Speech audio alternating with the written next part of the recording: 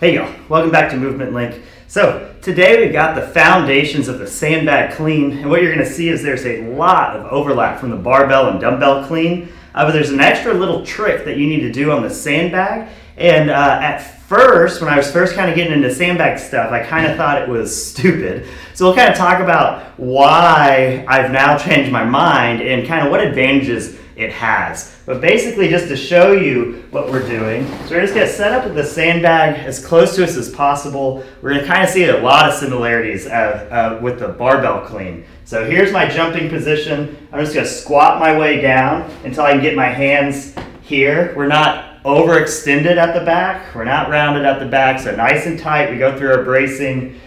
Create the angle. We're going to squat down. So I'm going to pull that back to my jumping position. From there, I'm going to jump, get the bag weightless. When it's weightless, this is where kind of the tricky thing comes in, where it's a little different than everything else. With a barbell, I'm going to pull under and almost let go as I wrap into the front rack position. This, I'm going to stay with my hands gripped here, and I'm going to kind of flip the bag around and kind of push through up into a front rack position.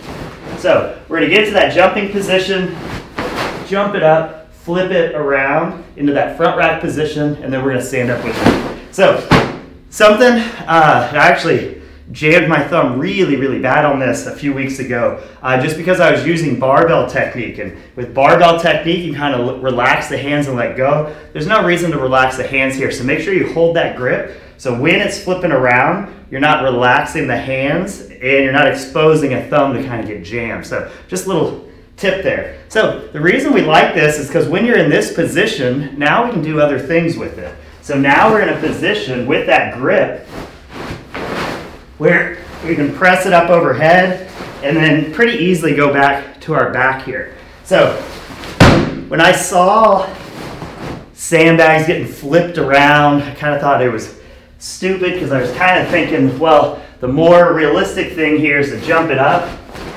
onto a shoulder. But now that I understand, the flip is really good to set ourselves up for pressing overhead, for getting it over to our back. But if we are just going straight to the shoulder, the flip no longer is kind of a thing we need to do. So key here is we're just using the same positions we always use. Squat, push up, jump.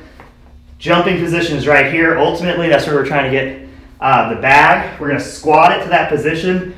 We're going to jump, get that bag moving up. When it's going, we're going to drive into it, into that front rack position, and we're going to make that look as much like a push-up as we possibly can.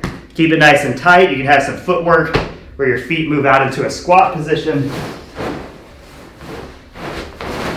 And then as you get tired, or as the bag gets really heavy, or just as you're using squat cleans in your training, you can turn that into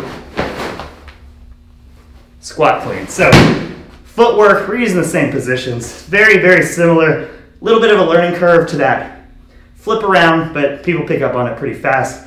Hope you enjoy. Talk to y'all soon.